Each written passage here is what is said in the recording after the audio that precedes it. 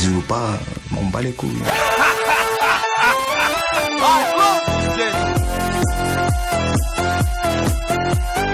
Salut à toutes et à tous, bienvenue sur le Corner pour cette nouvelle émission qui s'appellera La Causerie, une émission de débat. On va faire que débattre, on va rentrer dans le détail. Vous avez vos deux émissions spéciales Ligue 1 et spéciale Ligue 1 qui vous permettent de voir les buts, etc. Dans cette émission, on va se poser et on va discuter de football et aujourd'hui de pas n'importe quel football, du football italien, de la Squadra Azzurra, de l'équipe de Buffon qui s'est fait éliminer donc de cette Coupe du Monde contre la Suède en barrage. 1-0 au match aller, 0-0 au match retour. On va analyser ça, analyser pourquoi ça n'a pas marché et comment reconstruire cette équipe. Donc voilà, je préviens, j'essaierai de mettre quelques points tactiques dans cette émission, tout simplement, vous permettre de voir les pass maps, etc. Et c'est vrai que ça peut déranger peut-être quelques personnes, mais moi en tout cas, j'aime parler tactique, donc on va parler tactique dans cette émission. Alors aujourd'hui, on va parler de l'Italie et se poser deux questions. Pourquoi l'Italie n'a pas réussi à s'imposer face à la Suède lors de ses barrages? Et ensuite, on se demandera comment on pourrait faire pour reconstruire cette équipe d'Italie, faire que ça redevienne, on va dire, un contenders pour les victoires, que ce soit en Coupe d'Europe ou en Coupe du Monde, tout simplement. Bon alors, pourquoi l'Italie n'est pas arrivée? C'est plutôt simple, hein. Déjà, il y avait un problème d'hommes. Oui, les hommes qu'a choisi Ventura. Je vais essayer de pas trop taper sur Ventura, mais ça va être compliqué. Quand tu ne mets pas Insigne, qui est offensivement ton meilleur joueur, tout en sachant que c'est offensivement que tu as le plus grand nombre de problèmes, c'est compliqué. Quid de Jorginho, c'est pareil, Jorginho, c'est un joueur rare, il y en a très peu des comme lui. Il est génial. Pourquoi il joue pas au match aller? Pourquoi? Voilà. Bon, Verratti, pourquoi tu le fais jouer dans un 3-5-2 à la Conte alors que c'est pas du tout adapté pour lui? Je ne sais pas et ça s'est vu. Alors bon, il y a d'autres problèmes Verratti, j'y reviendrai, ce sera d'ailleurs mon coup de gueule de cette vidéo, mais Verratti dans cette compo, c'est pas adapté tout simplement. Ensuite, t'as des joueurs comme Candreva qui ont été mauvais au premier match, pourquoi tu les remets au deuxième match? Je ne sais pas. Belotti revient de blessure, il est pas totalement revenu, tu le mets dès le premier match. En plus à côté d'un Immobilier, donc deux profils totalement similaires, on en reparlera dans la partie tactique qui arrivera plus tard, mais sincèrement c'est incompréhensible. Donc déjà dans le choix des hommes, Ventura avait fait une erreur. Mais le pire c'est que c'est pas sa seule erreur, parce que l'erreur la plus grosse c'est l'erreur tactique pour moi. Alors pour vous parler de ces erreurs tactiques que j'ai remarquées, je pense qu'on va pouvoir diviser ça en premier match, deuxième match, ce sera plus simple. Donc au premier match, on a vu donc un 3-5-2 que j'ai vraiment pas aimé. La qualité du match était médiocre. On a vu une Italie qui était vraiment dans le mal. Tiens, il y a la passe map juste là. La passe map, c'est là où les joueurs ont fait leur passe, où est-ce qu'ils ont, où est-ce qu'ils se plaçaient au moment de faire la passe, tout ça. On remarque que l'Italie, vous remarquez bien ce U, ce petit U qui se dessine, ça veut dire quoi? Ça veut dire qu'ils ont tourné autour du bloc sans jamais trouver aucune solution, tout simplement. On avait forcément très peu de créateurs dans cette équipe et c'est là aussi que je peux reprocher à Ventura d'avoir fait une erreur, c'est que tu mets peu de créateurs, ce qui fait qu'au final, quand tu as deux finisseurs, deux purs finisseurs comme Belotti et Immobilier, qui ne savent que finir devant les cages, faut leur amener les ballons. Qui emmène les ballons dans ce 3-5-2? Darmian? Il fait quelques centres, Darmian, mais c'est loin d'être un créateur. Côté droit, avec Candreva. Candreva qui était un vrai créateur là par contre, mais qui a fait un mauvais match, ça peut arriver. Mais Candreva, tu vas pas reposer ton attaque que sur Candreva. Donc forcément, le reste, ça devait reposer sur les milieux de terrain. En milieu de terrain, t'avais qui? T'avais Verratti, Parolo, De Rossi. De Rossi, milieu défensif, c'est pas lui qui va créer. Parolo ou Verratti? Parolo, je le respecte énormément, mais c'est un joueur qui reste limité. C'est un besogneux, Parolo. C'est un joueur intéressant, mais c'est loin d'être un vrai créateur. Vous le verrez dans son style de jeu, hein, sincèrement, voilà. Parolo, ça se rapproche plus d'un Matuidi qu'un Verratti, hein, voilà, tout simplement. Que d'un Verratti, plutôt. Et Verratti, forcément, parlons de lui. Marco Verratti, qui était cette plateforme de lancement, qui était censée donner les bons ballons à ces deux attaquants, en tout cas comme Ventura l'aurait sûrement voulu, je pense, et Verratti n'a pas été au rendez-vous du tout. Donc quand tu as ton créateur, où le jeu repose, on va dire en grande partie sur lui qui n'est pas là, qui résiste pas à la pression, un joueur qu'on vend tous en Europe comme un des meilleurs milieux au monde, aujourd'hui, c'est pas un des meilleurs milieux au monde. En sélection, loin de là, loin de là. C'est un joueur qui résiste pas à la pression, c'est un joueur dont on attend beaucoup, c'est un joueur qui fait la une de la Gazzetta, c'est un joueur sur qui tout l'espoir du milieu de terrain a été fondé, et c'est normal que ce soit fondé sur lui. C'est le meilleur joueur, c'est le joueur qui joue dans le plus gros club de ce milieu de terrain. Il est titulaire indiscutable au PSG, c'est normal que ce joueur-là soit énormément attendu en équipe d'Italie. Et qu'est-ce qu'il fait à chaque grand rendez-vous? Il est discret, on le voit pas, il se cache. Regardez-moi le placement de Verratti durant ce match, voilà, il est absolument pas venu chercher les ballons. L'Italie avait du mal à la transition, ils avaient du mal à se relancer. Verratti n'est absolument pas venu donner des solutions, il est resté tout là-haut à gauche, voilà, pour faire ses petites déviations sur Darmian ou balancer ses longs ballons. Il n'est pas forcément venu au combat, on l'a pas vu dans un rôle plus offensif pour peut-être se rapprocher des attaquants. Non, il a rien fait, il s'est caché. Et là, c'est honteux. Et ça, c'est peut-être la marque Verratti. On a souvent voulu le faire passer pour un grand joueur, mais est-ce que c'est vraiment un grand joueur? Pour moi, à l'heure actuelle, non. J'espère qu'il pourra progresser, mais je doute vraiment. Donc voilà, offensivement, tu ne fais rien, tu ne crées rien dans ce premier match. D'ailleurs, vous avez remarqué, sur les 6 derniers matchs, l'Italie, ils ont marqué combien de buts? 4. Et marquer 4 buts quand tes adversaires, c'est l'Israël, la Macédoine, l'Albanie, 2 fois la Suède et 1 fois l'Espagne, il y a un petit problème quand même. Il y a un léger problème offensif dans cette équipe. Parce que défensivement, j'ai rien à dire. Tactiquement, c'est rodé. De toute façon, ça ne change pas en Italie. Même si ça changeait, c'est pas grave. T'as des hommes tellement forts. Bonucci, Barzagli, Chiellini, Buffon. On s'en fout. Même De Rossi, pendant le match, je ne vais pas mettre de screen ou quoi. Vous savez très bien, vous l'avez vu si vous avez regardé les matchs, jouait presque 4e défenseur central. Donc autant vous dire que défensivement, t'as une assise incroyable, des meilleurs au monde. Donc voilà, c'est vrai que l'Italie aurait mérité un match nul 0-0, ça lui aurait été totalement mérité. Bon, ils perdent 1-0 sur un but de casquette, tu te dis qu'au deuxième match, ils vont tirer des enseignements. Et là, j'ai vraiment eu espoir, j'ai vraiment cru que Ventura allait faire quelque chose, vraiment les gars, je vous le dis, parce que, dès le début, il nous met Jorginho. Voilà, Jorginho qui est le créateur qui manquait de tête dans ce match aller. Il nous met enfin Jorginho. Oui, ce joueur, je l'adore, il est vraiment magnifique ce Jorginho, vraiment. Et au final, ça a fait la différence. En plus, je vous l'ai dit, les pistons étaient pas très bons. Donc il met Florenzi au milieu de terrain. Florenzi, vous remarquerez, dans sa position lors du deuxième match, il a presque joué ailier gauche. Donc ça, c'était nickel. Il a presque joué pour compenser justement les montées de Darmian timides. Donc voilà, c'était très bien. Il avait réussi à compenser 2-3 points. On avait aussi noté la présence de Gabbiadini, qui permettait de plus avoir ces 2 buteurs dans le même style. Voilà, avoir un buteur qui décroche un peu plus et qui tourne autour d'Immobilier. C'était peut-être ce qu'il fallait. C'était, on va pas se mentir, hein, une plagiat de Conte, voilà, on retombait, voilà, Gabbiadini dans le rôle de Eder, Immobilier dans le rôle de Pelé, voilà, donc c'était vraiment, on va dire, une Italie à la Conte, etc.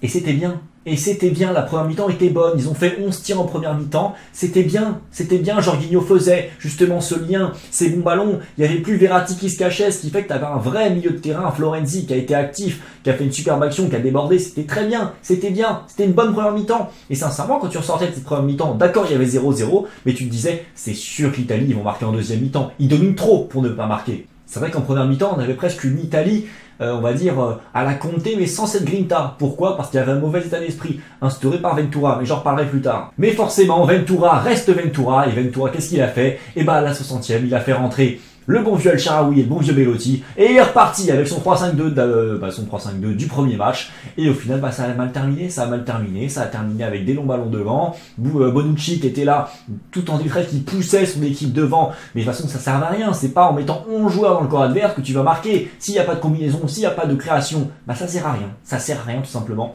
Ils ont eu du mal, ils ont poussé, ils auraient peut-être mérité de marquer et de gagner 1-0, mais ça l'a pas fait. Et pourquoi? Bah, tout simplement pour les mêmes problèmes. Et au final, il aura continué ce qu'il a fait en première mi-temps justement, parce qu'à la fin du match, tout le monde le sait, l'équipe avance, la Suède est totalement regroupée dans son camp, et au final, ils auraient pu continuer sur les bases de la première mi-temps, qui était très bonne, en les appliquant à un tout autre style de jeu, et ça aurait pu se marcher. Ça aurait pu se marcher parce que comme ça, ils auraient acculé la Suède et ils auraient peut-être pu marquer. Je vais pas réécrire le football, tout ça, ça reste que des si. Mais sincèrement, ça aurait été beaucoup plus intéressant que ce qu'il nous a proposé et au final, il nous a tout bazardé comme ça. Mais bon, après, on va pas tout mettre non plus sur la tactique. Tactiquement, ça n'a pas été le seul problème, hein. Vous regardez, tactiquement, la France, c'est vraiment pauvre aussi, Didier Deschamps, mais un jeu tactique vraiment très très pauvre. Pourtant, on arrive à marquer des buts. Pourquoi? Parce qu'on a des bons joueurs offensifs, de même, je vais dire, des très bons joueurs offensivement.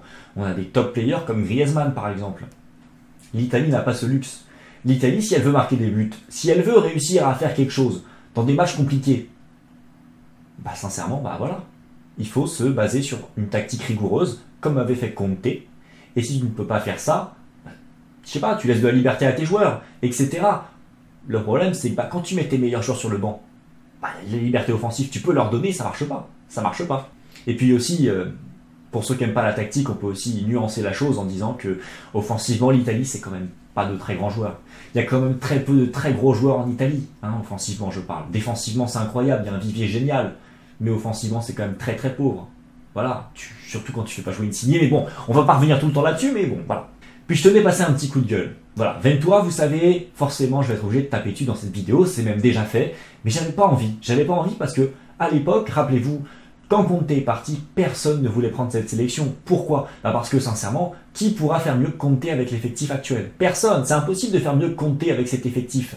Non, vraiment, je vous le dis, c'est impossible. Pourquoi c'est impossible? Parce que Conte avait vraiment mis un système rigide en place où tous les joueurs avaient leur rôle et ne dépassaient absolument pas leur fonction. Et ce système marchait, et ce système permettait de taper des équipes plus fortes comme l'Espagne. Donc voilà, on avait une équipe d'Italie qui, à l'Euro, avait maximisé ses chances de résultats et qui avait réussi à faire des bons résultats. Le problème, il est où? Le problème, il est simple. Il est qu'après, personne ne voulait prendre la sélection. Aucun entraîneur n'a daigné prendre la sélection. Et Ventura, avec l'actuel entraîneur d'Alaves, je crois, j'ai plus son nom, étaient les deux seuls qui étaient, on va dire, des candidats probables. Et même eux, ils n'étaient pas très très chauds. Et c'est la fédération qui a dû les convaincre pour venir.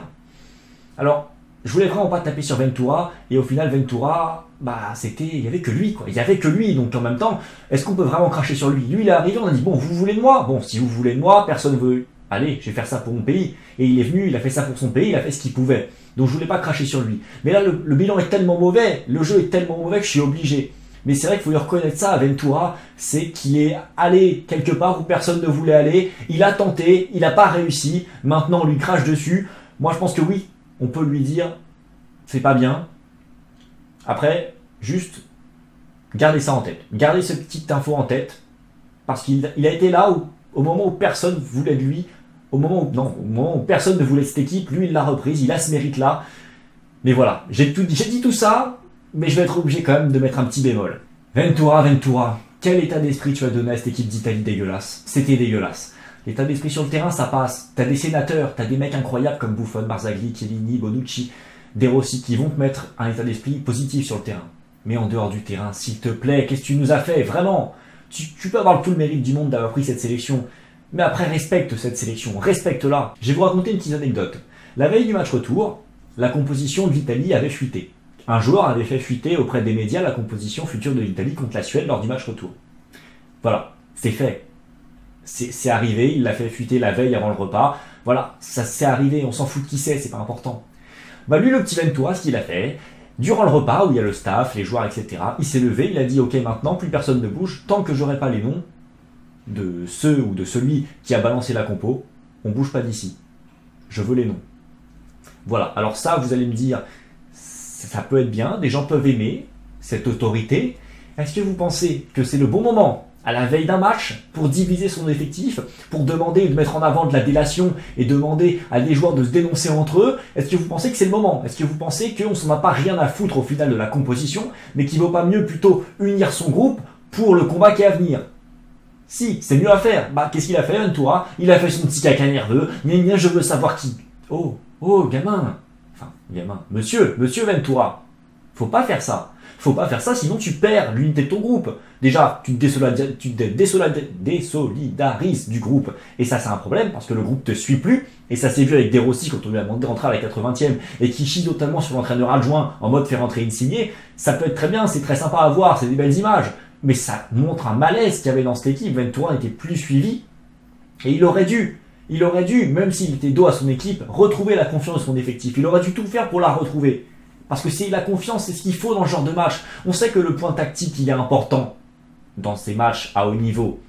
Mais le mental de tes joueurs, dans ces matchs compliqués, où toute une nation est derrière toi, où tu joues chez toi, pour l'avenir de ta nation, mais il faut que tes joueurs, mentalement, ils soient à 100% minimum. Et avec ce genre de petite merde là, jamais t'y arriveras. Ventura, grosse erreur. C'est limite sa plus grosse erreur, c'est l'erreur qu'il a eue sur les mentalités des joueurs italiens. Il a rien fait, rien, que dalle. Donc voilà, quand t'es responsable tactiquement dans le choix des hommes et mentalement, forcément Ventura, même si je t'ai dit bravo d'avoir repris cette sélection quand personne n'a voulu la reprendre, sincèrement, t'aurais peut-être pu t'abstenir. Enfin, encore une fois, est-ce qu'on doit critiquer Ventura, qui est venu et qui a appliqué ses principes de jeu, ou est-ce qu'il faut plutôt critiquer la fédération italienne qui n'a pas su trouver quelqu'un d'intéressant qui peut, on va dire, jouer avec les qualités des joueurs de l'effectif comme Jorginho et comme Verratti? Non, sincèrement, parce qu'on savait que Ventura est un adepte du 4-2-4.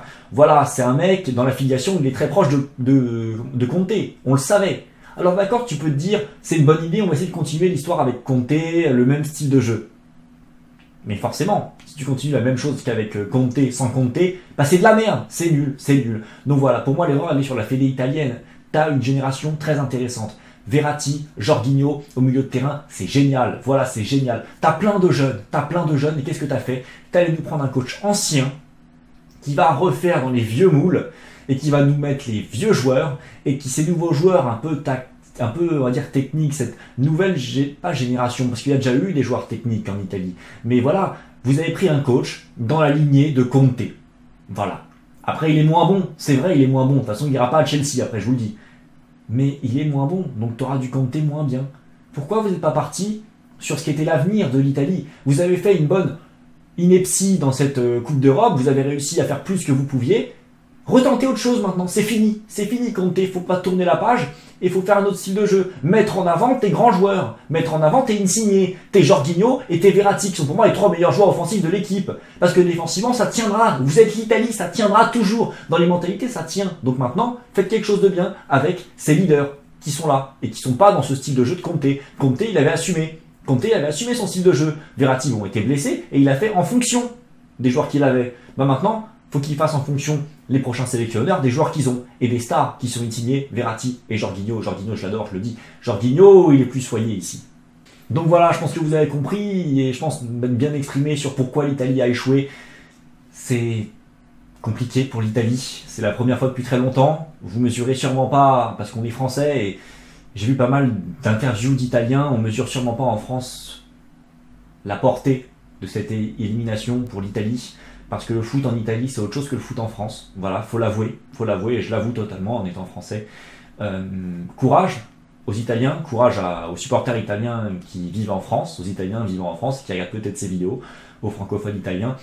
Et sur ce, on va essayer maintenant de se demander comment on pourrait avancer cette sélection. Parce que bon, c'est toujours bien de taper sur ce qui n'a pas marché et de dire qu'est-ce qu'on aurait fait. Maintenant, faut se projeter vers le futur et dire qu'est-ce qui pourrait être bien pour l'Italie. Donc là, je sais ce que tu te dis. Je sais que tu as remarqué ce petit livre-là, ce petit livre que j'ai adoré, que je vous conseille totalement. La biographie de Carlo Ancelotti, c'est génial, vraiment, c'est un super livre. Lisez-le, vraiment, c'est génial. Il y a des schémas dedans, c'est ultra bien détaillé, vous voyez, c'est vraiment bien. Lisez-le et vous en apprendrez plus sur cet entraîneur qui est pressenti pour être le prochain entraîneur de l'Italie. Mais je vais vous le dire les mecs, si vous avez lu ce livre et si vous connaissez un petit peu la récente carrière d'Ancelotti, vous savez qu'il ne va pas rester longtemps encore sélectionneur ou entraîneur. Que s'il vient en Italie, ce ne sera pas pour rester 4 à 6, 8 ans. Non, ce sera pour une petite pige, 2 ans, pas plus. On sait qu'il veut arrêter. Et moi, je pense que c'est pas bon pour l'Italie. Je pense que si Ancelotti il est pris, ce sera pour le résultat. Si Ancelotti devient sélectionneur de l'Italie, ça traduira la volonté de la fédération italienne d'acquérir un résultat rapide. Par un résultat, j'entends pas une victoire en Coupe d'Europe ou en Coupe du Monde. J'entends juste une qualification pour les 8e ou pour les quarts de finale du prochain Euro. Mais c'est pas ça qu'il faut pour l'Italie. Ce qu'il faut pour l'Italie, c'est un coach sur le long terme. C'est un coach à qui on puisse imposer un cahier des charges précis. Un cahier des charges qui se base sur le critère numéro 1 de faire jouer les jeunes, faire jouer ce vivier italien qui arrive. Je crois qu'ils ont été finalistes d'un Euro Espoir, je ne sais lequel. Voilà, il faut les faire jouer. Je les ai notés, ils sont juste là, regardez. Donnarumma, Rugani, Bernardeschi, Insigne, Jorginho, Gagliardini, Zappacosta, Cristante, Caldara. Tout ça, c'est des joueurs qu'il faut faire jouer. Et c'est ça qu'il faut imposer aux futurs entraîneurs. Je vous donnerai pas de nom dans cette vidéo. Je m'en fous de qui c'est. J'en ai rien à faire. C'est pas intéressant. Je m'en fiche du style de jeu qui fera développer à ces joueurs. Je veux qu'ils fassent jouer ces joueurs. Et je veux qu'ils fassent le mieux pour que ces joueurs puissent évoluer ensemble. C'est tout. En soi, aujourd'hui, je pense que l'entraîneur du futur, le nouvel entraîneur, l'entraîneur idéal, d'ailleurs, lisez le livre de Philippe Rodier, il est génial, mais l'entraîneur idéal, il doit s'adapter aux joueurs qu'il a. Moi, je demande juste à un coach qui va s'adapter aux joueurs qu'il a, aux stars qu'il a, et faire un effectif cohérent en faisant jouer les jeunes, en leur faisant acquérir de l'expérience en compétition internationale, parce que tous ces joueurs, Buffon, Chiellini, Barzagli, Bonucci, ils ont de la bouteille. Pourquoi? Parce qu'on leur a donné leur chance et qu'ils y sont allés, et qu'ils ont saisi l'opportunité. Donc laissons ces jeunes Italiens saisir leur opportunité, donnons-leur justement cette carte, cette wild card qui leur permet justement de tout donner. Et sincèrement, les cartes, elles sont dans les mains de la fédé italienne. Elles sont pas dans les mains du futur sélectionneur, elles sont dans les mains de cette fédé qui va pouvoir imposer maintenant, dès maintenant, un nouvel ordre dans cette équipe d'Italie. Et j'espère qu'ils le feront, j'espère vraiment parce qu'il y a du potentiel. Il y a le potentiel de faire une équipe vraiment outsider très très intéressant pour la prochaine Coupe d'Europe. Il reste du temps, le temps de se préparer. Le temps de se donner une nouvelle identité. C'est fini Conte, maintenant on change. Maintenant, jeu de possession, tu le sens. Ou même un petit jeu de contre-attaque. Jeu de transition, ça m'irait. mais faut bien le faire. Mais je trouve qu'un jeu de possession serait mieux, un jeu où on essaye vraiment d'acculer l'adversaire et vraiment de le prendre à la gorge, ça pourrait être très bien. Avec un pressing devant, on s'en fout. Tu mets des joueurs qui pressent et ensuite tu récupères. Tu as des joueurs vraiment incroyables dans la transition. Voilà, tu peux tout faire. Tu peux vraiment faire beaucoup de trucs avec cette équipe. Mais le style rigide, voilà sur FM, là, quand vous mettez rigide, le style rigide, c'est fini. On oublie. Oubliez le style rigide. Maintenant, fluide. Laissez jouer vos joueurs. Vous avez des super joueurs. C'est fini le 3-5-2 rigide de Conte ou le 4-2-4, 3-5-2, 4-2 merde, on sait pas quoi, de Ventura. Maintenant, on y va. Donc voilà, c'est tout ce que je voulais dire. Jouez sur vos jeunes maintenant, les Italiens. Et surtout, le résultat, on s'en fout. Faites-nous plaisir. Faites vibrer votre peuple qui a besoin de vibrer. Parce que le football en Italie, c'est quelque chose. Sur ce, les mecs, c'était tout pour ce premier épisode de La Causerie. J'espère qu'il vous aura plu. Prochain épisode, vendredi à 18h. J'espère que vous serez au rendez-vous pour suivre cette nouvelle émission, que vous poserez tranquillement vos petites... Oulala, que vous vous poserez tout simplement pour pouvoir écouter cette émission. En fond, même vous n'êtes pas obligé de regarder la vidéo, hein, qui n'a peu d'intérêt au final, ce qui est important c'est la voix. Voilà, c'est Joe. Allez, bye.